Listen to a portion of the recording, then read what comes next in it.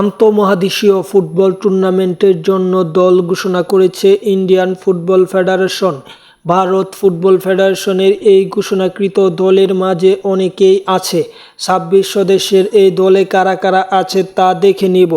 আগামী ৩ সেপ্টেম্বর থেকে যে প্রতিযোগিতা শুরু হবে, সেই প্রতিযোগিতায় ভারতের স্কোয়াডটা কেমন তাই দেখে নিব। তার আগে এখন পর্যন্ত চ্যানেলটি যারা সাবস্ক্রাইব করেননি সাবস্ক্রাইব করে ফেলুন এবং আমরা পুরো ভিডিওটা দেখে আসি কে কে আছে। যদি আমরা গোলরক্ষক দেখি, সেখানে ৩ জন গোলরক্ষক আছে।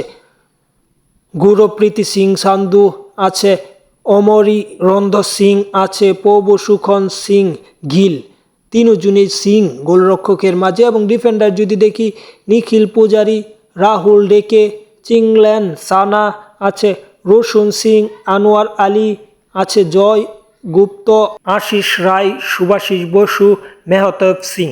এই ৩ জন হচ্ছে আপনার এই প্লেয়ারগুলো হচ্ছে ডিফেন্ডার। এবং যদি আমরা মিডফিল্ড দেখি, সেখানে আছে সুরেশ সিং, জিগনজ সিং, নন্দকুম আছে, মহেশ নাওরেম আছে, ইয়াসির মোহাম্মদ, লালেং মা আছে, আরও অনেকে আছে। তার মাঝে আরও উল্লেখযোগ্য নাম অনিরুদ্ধ থাপ্পা আছে, সালাহ আব্দুল সামাদ আছে, সাংতে আছে, খাওয়ালিং।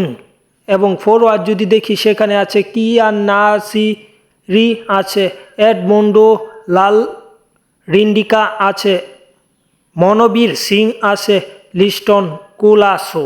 এটি হচ্ছে আপনার ফরওয়ার্ড। সব কিছু মিলে একটি শক্তিশালী দলই ঘোষণা করেছে বলা যায় ইন্ডিয়ান ফুটবল ফেডারেশন। যাই হোক, খেলার আপডেট পেতে চ্যানেলটি সাবস্ক্রাইব করতে বলবেন না।